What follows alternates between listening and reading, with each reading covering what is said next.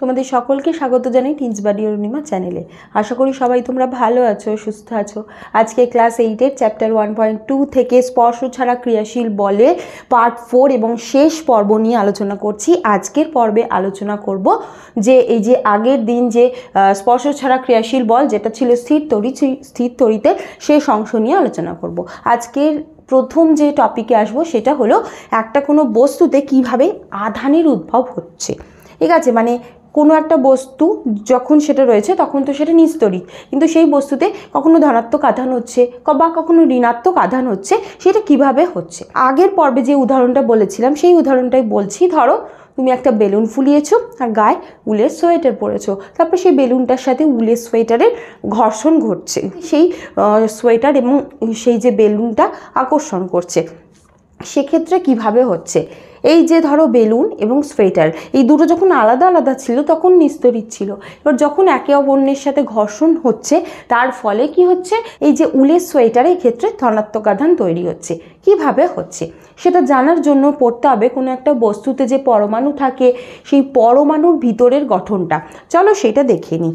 ধরো একটা কোনো বস্তুর যদি পরমাণু দেখি, পরমাণুর ভেতরের এই যে একদম মধ্যখানের যে অংশ সেইটাকে কি বলে, নিউক্লিয়াস বলে। আমি এন লিখলাম,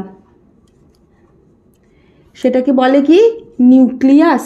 ঠিক আছে, এই নিউক্লিয়াসের মধ্যে কি থাকে, নিউক্লিয়াসের মধ্যে প্রোটন থাকে এবং নিউট্রন থাকে। ঠিক আছে, আচ্ছা এখানে লিখছি প্রোটনের আধান কি, প্রোটন হলো ধনাত্মক আধান, আর এর চার্জ কত, আধানটা কত, ভ্যালুটা কত, প্লাস 1.603 ইন্টু 10⁻⁻19 কুলম। ঠিক আছে, এবার এটা হলো প্রোটন। এই যে নিউক্লিয়াসকে কেন্দ্র করে এরকম বিভিন্ন কক্ষপথ আছে, এই কক্ষপথগুলোতে ঘুরে বেড়ায় হলো ইলেকট্রন। ঠিক আছে, আচ্ছা এইগুলো হলো ইলেকট্রন, আমি যেগুলো ছোট হাতের ই দিয়ে প্রকাশ করছি। তাহলে ইলেকট্রন যেগুলো বাইরে আছে সেগুলোর আধান কি, ঋণাত্মক আধান। এর যে চার্জ বা ভ্যালু সেটা কত, -1.603 ইন্টু 10⁻⁻19 কুলম। বোঝাতে পারলাম? তাহলে এটার আধানটা কি ধনাত্মক, এটার আধানটা কি ঋণাত্মক। ক্লিয়ার? আচ্ছা এবার তোমরা বলতে পারো তাহলে এই যে নিউক্লিয়াস বা কেন্দ্রকে প্রোটনের সাথে আর একটা কী রয়েছে, নিউট্রন রয়েছে, তাহলে নিউট্রনের চার্জ কি, তাহলে এই যে নিউট্রনের চার্জ কি, এ হলো নিস্তড়িৎ। এবার দেখো তাহলে একটা পরমাণু, এটা যদি একটা পরমাণু হয় তার যে কেন্দ্রে রয়েছে প্রোটন এবং নিউট্রন, প্রোটনের চার্জ প্লাস, নিউট্রনের কোনো চার্জ নেই। ঠিক আছে, আর মানে এটা নিস্তড়িৎ আর তার চারপাশে ঘুরছে ইলেকট্রন, তার মানে এটা ধনাত্মক চার্জযুক্ত, এগুলো ঋণাত্মক চার্জযুক্ত। তার মানে ভিতরে, মানে নিউক্লিয়াসের ভিতরে যতগুলো প্রোটন থাকে, প্রোটন সংখ্যা যতগুলো হয় বাইরেও ইলেকট্রন সংখ্যা ততগুলোই থাকে। বোঝাতে পারলাম? মানে যদি একটা পরমাণুর ভিতরে দুটো প্রোটন আছে তাহলে এই ইলেকট্রনও দুখানা আছে। এটা কিসের ক্ষেত্রে, নিস্তড়িৎ বস্তুর ক্ষেত্রে, মানে যে বস্তুতে কোনো তড়িৎ নেই। নিস্তড়িৎ বস্তুর ক্ষেত্রে এই নিয়মটা সর্বদাই মেনে চলে, প্রোটন সংখ্যা ইলেকট্রন সংখ্যার সাথে সমান। তার মানে কি, টোটাল প্রোটনের যে আধান, মানে মোট যে প্রোটনের আধান, মোট প্রোটনের আধান মানে কি, দেখো একটা প্রোটনের আধান আমি কত বলেছি, 1.603 ইন্টু 10⁻⁻19 কুলম। তাহলে ধরো 5খানা প্রোটন আছে, তাহলে 5 ইন্টু এইটা হবে। ঠিক আছে, সেইটার যে আধান সেটার সাথে মোট যে ইলেকট্রনের আধান সমান হবে। ঠিক আছে, তার মানে এটা হলো, এটাও কিসের ক্ষেত্রে, নিস্তড়িৎ বস্তুর ক্ষেত্রে। অ্যাকচুয়ালি এই দুটো কিন্তু সেম, মানে সূত্রটা একই, যতগুলো প্রোটন সংখ্যা ততগুলোই ইলেকট্রন সংখ্যা, অর্থাৎ মোট যতগুলো প্রোটনের আধান ততটাই ইলেকট্রনের আধান। এটা নিস্তড়িৎ বস্তুর ক্ষেত্রে, এই গোটা জিনিসটা হলো নিস্তড়িৎ বস্তুর ক্ষেত্রে বোঝালাম। তাহলে এই বস্তুগুলোতে কখন আধান সৃষ্টি হবে, মানে কোনোটা ধনাত্মক আধান যুক্ত, কোনোটা ঋণাত্মক আধান যুক্ত। ধরো একটা বস্তু আছে, সেই বস্তুটার পরমাণুর কথা বলছি। এটা হলো নিউক্লিয়াস বা কেন্দ্রক, তাতে কি কি আছে, প্রোটন এবং নিউট্রন আছে, তার বাইরে ইলেকট্রনগুলো এরকম কক্ষপথে রয়েছে, ইলেকট্রনগুলো ঘুরছে, ঠিক আছে। আচ্ছা, এবার ধরো এর থেকে, তাহলে এবার ভেবে দেখো, তাহলে নিউট্রনের কোনো রকম আধান নেই, তাহলে আধান রয়েছে প্রোটন আর ইলেকট্রন, যতগুলো প্রোটন সংখ্যা ততগুলো ইলেকট্রন সংখ্যা, তাই এটা নিস্তড়িত। এবার কি হচ্ছে, ধরো এই যে নিউক্লিয়াস, এই নিউক্লিয়াসটা না প্রচণ্ড স্থায়ী একটা মানে জায়গা, পরমাণুর ভিতরে নিউক্লিয়াসটা প্রচণ্ড স্থায়ী, মানে এর ভিতর থেকে তুমি প্রোটনটাকে টেনে বের করতে পারবে না, আর নিউট্রনকে তো আমরা বের করবই না, কারণ নিউট্রনের কোনো আধান নেই। বোঝাতে পারছি?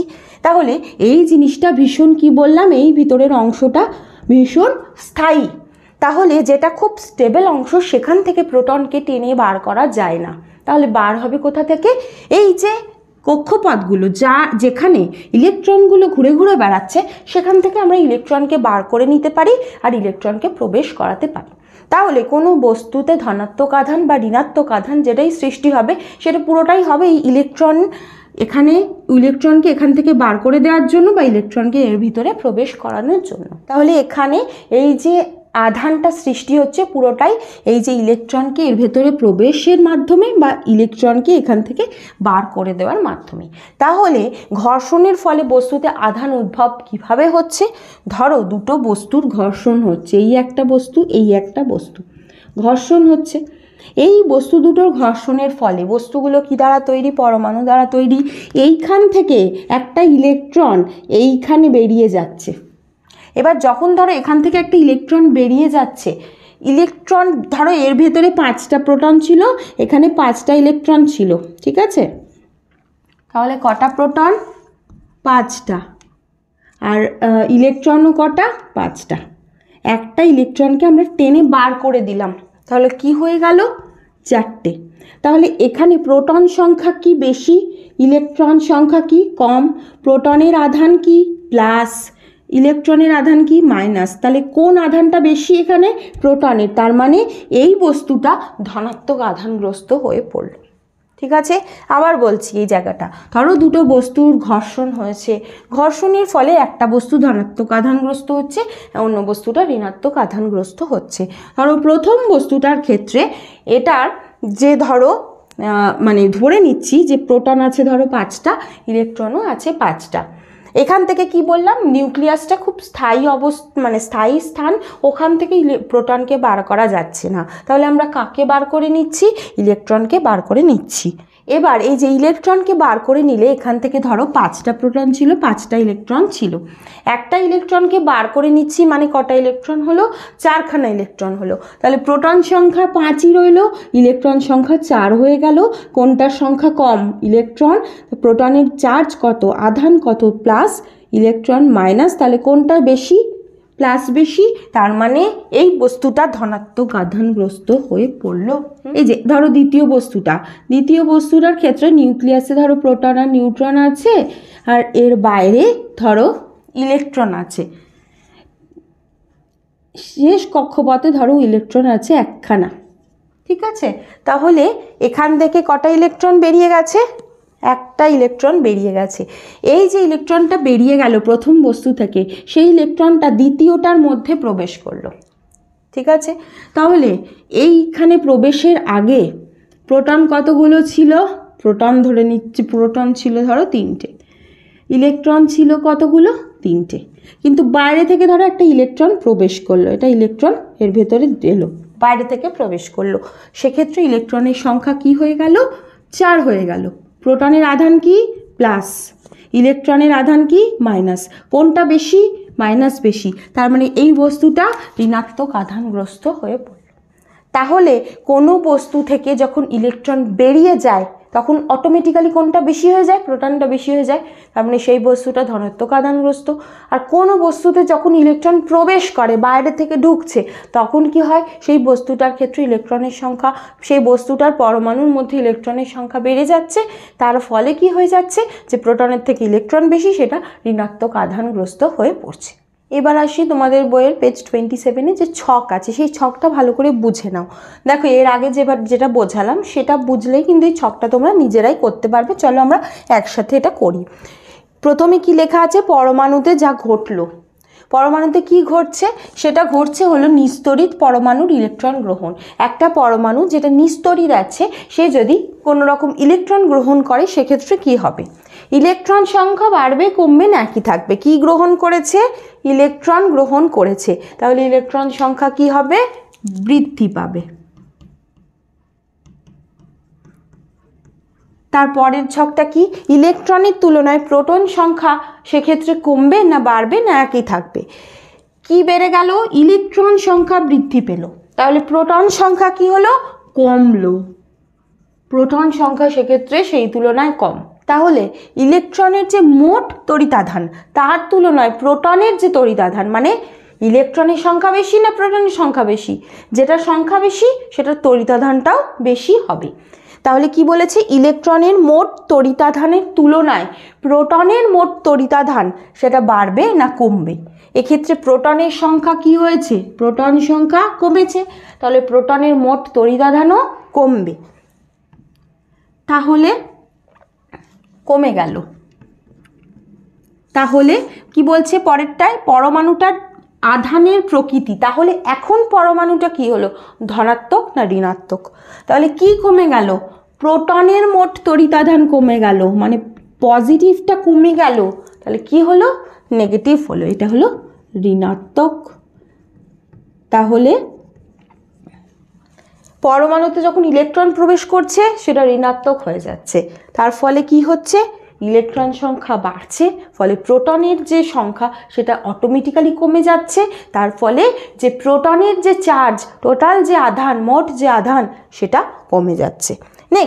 নেক্সট বলেছে, নিস্তড়িত পরমাণু থেকে ইলেকট্রন বেরিয়ে যাচ্ছে, সেক্ষেত্রে কি হবে, তাহলে কোনো নিস্তড়িত পরমাণু থেকে যখন ইলেকট্রন বেরিয়ে যাচ্ছে, সেক্ষেত্রে ইলেকট্রনের সংখ্যা কি হচ্ছে, ইলেকট্রনের সংখ্যা কি হবে, কোনো কিছু থেকে ইলেকট্রন বেরিয়ে যাচ্ছে মানে ইলেকট্রনের সংখ্যা কমে যাচ্ছে, ঠিক আছে। যখন কমছে, তার মানে তার তুলনায় প্রোটনের সংখ্যা কি হয়ে যাচ্ছে, বেশি থাকছে। ইলেকট্রন কমে গেলে অটোমেটিক্যালি কি হয়ে যাচ্ছে, প্রোটন সংখ্যা বেশি থাকছে, তাহলে প্রোটনের মোট তড়িতাধানও কি হবে, বেশি হবে। তাহলে পরমাণুটার আধানের প্রকৃতি কি হবে, ধনাত্মক হবে। বোঝাতে পারলাম? এই জিনিসটা ছকের বদলে কিন্তু মানে শূন্যস্থান পূরণ বা ঠিক ভুল হিসাবে অনেক সময় পরীক্ষায় আসে। এখান থেকে এই জিনিসগুলো কিন্তু ভালো করে বুঝে ছবি এঁকে পড়ার চেষ্টা করলে কিন্তু এই জিনিসগুলো খুবই সোজা, ঠিক আছে। তাহলে একটা যখন ইলেকট্রন মানে একটা যখন পরমাণুর ভিতরে যে নিউক্লিয়াসের ভিতরে রয়েছে কি প্রোটন এবং নিউট্রন, আর তার বাইরে কি হচ্ছে ইলেকট্রন এরকম ঘুরে ঘুরে বেড়াচ্ছে, ঠিক আছে। এবার যখন ইলেকট্রন বেরিয়ে যাচ্ছে কি হয়ে যাচ্ছে, ইলেকট্রন যখন প্রবেশ করছে সেক্ষেত্রে আলাদা আলাদা হচ্ছে। এবার আসছে একটা গুরুত্বপূর্ণ অংশ, সেটা দেখো।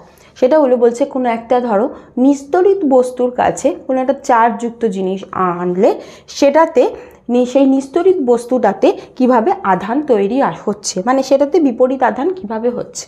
আচ্ছা, এখানে বলে রাখি কি, যে ধরো একটা কোনো এরকম একটা বস্তু আছে যেটাতে প্লাস মাইনাস সব মানে একইভাবে আছে আর কি।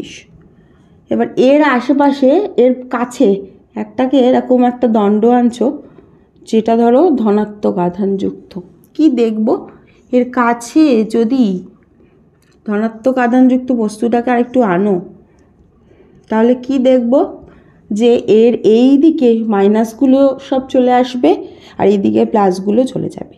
কারণ কি, কারণ বিপরীত আধানই আকর্ষণ হচ্ছে, বিপরীত আধানগুলো একে অপরকে আকর্ষণ করছে। ধনাত্মক আর ঋণাত্মকে কি হচ্ছে, আকর্ষণ হচ্ছে, আর ধনাত্মক আর ধনাত্মক পরস্পরকে কি করছে, বিকর্ষণ করছে। তাই সেম যে আধান সেটা দূরে সরে গেল, বিপরীত আধান পাশাপাশি অবস্থান করলো। এই যে জিনিসটা, এই যে একটা নিস্তড়িত বস্তুর কাছে যদি একটা আধানগ্রস্ত বস্তু আনছি এবং তার ফলে এইভাবে যে ধনাত্মকগুলো একদিকে চলে যাচ্ছে, ঋণাত্মকগুলো একদিকে আসছে, আধানগুলো, এই জিনিসটাকে বলে হলো তড়িৎ আবেশ। অনেক সময় এই তড়িৎ আবেশ দিয়ে প্রশ্ন হয়, তড়িৎ আবেশের অনেক সময় উদাহরণ দেয়। কোনটা ধরো তড়িৎ আবেশের উদাহরণ?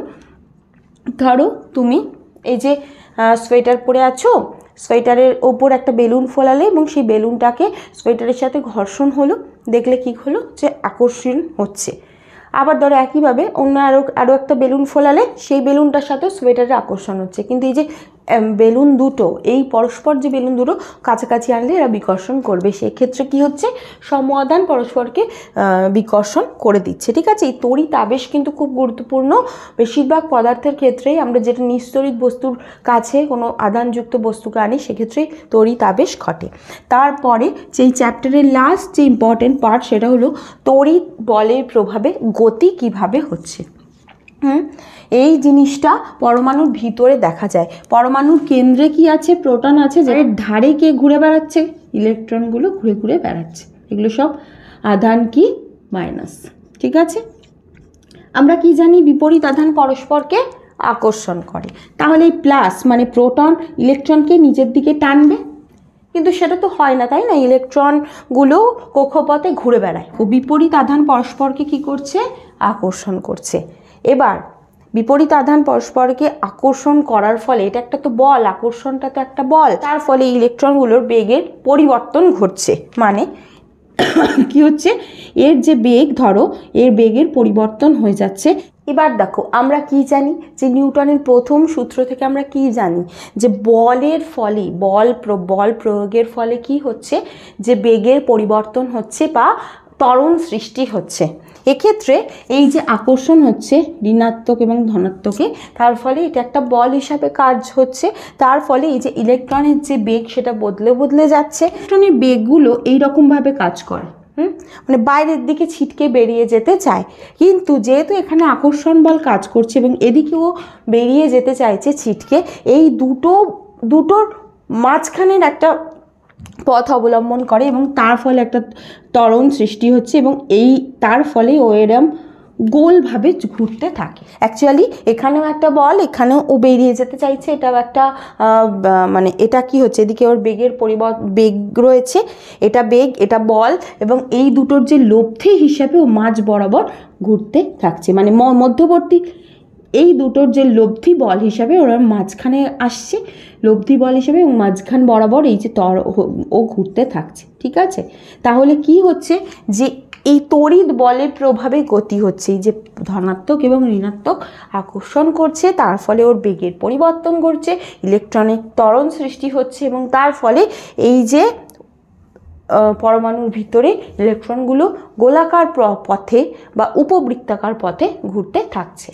এই যে তড়িৎ বলের প্রভাবে যে গতি হচ্ছে, সেটাকে স্থির তড়িৎ বল বলছে। ঠিক আছে, তাহলে আকর্ষণ হচ্ছে, আকর্ষণের ফলে এই যে ইলেকট্রনের যে বেগের অভিমুখ বদলে যাচ্ছে, ত্বরণ সৃষ্টি হচ্ছে, তার ফলে ও এইভাবে অভিমুখগুলো বদলে বদলে এরমভাবে এই পথে ঘুরতে থাকছে। ঠিক আছে, আশা করি তোমরা বুঝতে পেরেছো। আজ এই পর্যন্তই। কোনো প্রশ্ন থাকলে কমেন্ট করো, আর তোমরা এই ভিডিওটাকে লাইক করো, বেশি বেশি করে শেয়ার করে দিয়ে আর সাবস্ক্রাইব করো। Thank you.